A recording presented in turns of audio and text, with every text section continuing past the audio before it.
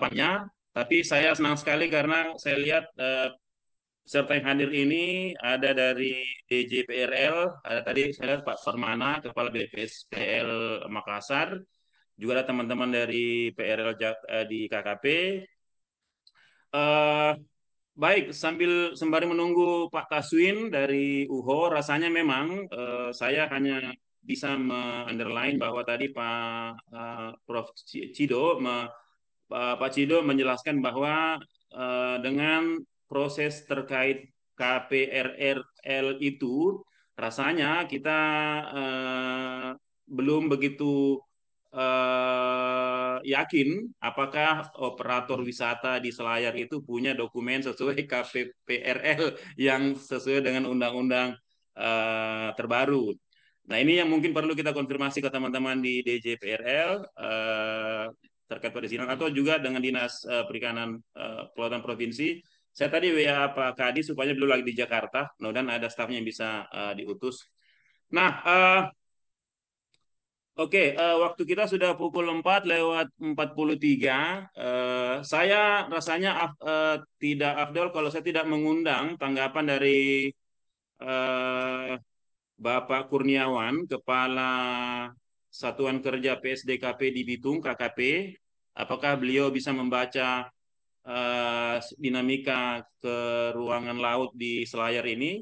Pak Wawan, Pak Kurniawan? Karena, Pak Kurniawan bisa? Assalamualaikum. Mungkin ada Ya, baiknya yang pengelola dulu dari Pak Yudi Permana, Pak Permana Yudi dulu, Pak. iya, Bang Pak Komar. Permana. Iya, baik, baik, baik, baik. Terima kasih Ya, banyak, Pak dari Wawan. Pak PSPL Permana, apakah monitor memantau saya? Ya, monitor, Pak.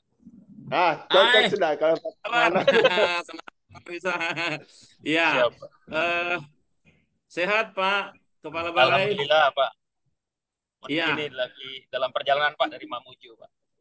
Oh gitu, iya iya. Ini Siap. saya kira harapan kita supaya apa yang kita bahas tentang ruang laut, kemudian dinamika yang terjadi di Selayar ini tidak luput dari pantauan teman-teman di BPSPL.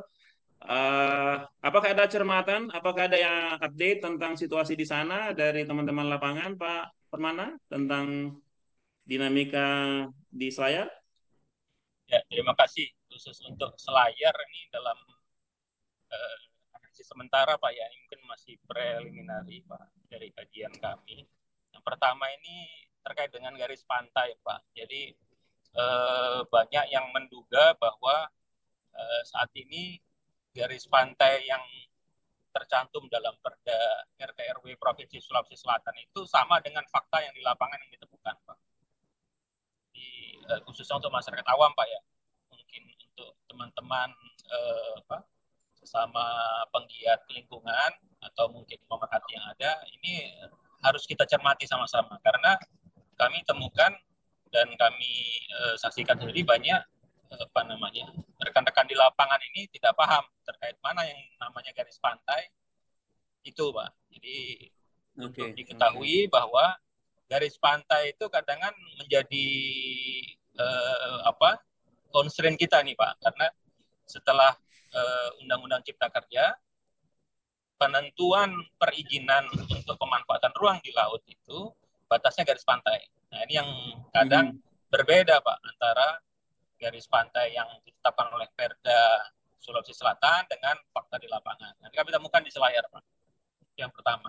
Kemudian yang kedua, pemanfaatan ruang laut di Kabupaten Selayar memang cukup intensif, Pak. Saat ini belum ada, Pak, yang terbit, Pak, untuk perizinan KKPRL yang ada di sana gitu. Jadi datanya masih dalam proses permohonan sementara ini, Pak. Jadi kami mendukung upaya percepatan. Lalu kemudian pertimbangan kami dalam melakukan rekomendasi pemanfaatan ruang yang ada di sana, yang pertama mempertimbangkan masukan dari Dinas Kelautan Perikanan terkait dengan peraturan daerah yang ada, Pak. Jadi kami patokannya itu dalam lampiran perda itu sudah disebutkan, Pak, kegiatan apa yang bisa dilakukan, tidak bisa dilakukan, atau dapat dilakukan dengan syarat. Nah, pertimbangannya adalah itu. Sepanjang tidak tercantum dalam matriks tadi, ya mohon maaf, pertimbangannya kami harus laksanakan begitu Pak.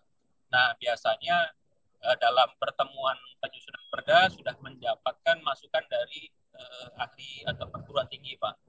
Nah, pada saat itu proses penyusunan perda kan ada masukan dari akademisi, kemudian asosiasi atau ahli-ahli terkait dengan mitigasi dampak dan atau risiko yang ada terjadi di Kabupaten Kepulauan Selayar pada kasus ini Pak ya. Mungkin itu Pak 3 pertimbangan yang dapat kami sampaikan. Baik. Terima kasih banyak Pak Permana. Saya kira sangat informatif informasi yang disampaikan ini merepresentasi KKP PRL bahwa memang let's say secara perizinan ya masih dalam proses KP PRL ya, katakanlah begitu ya.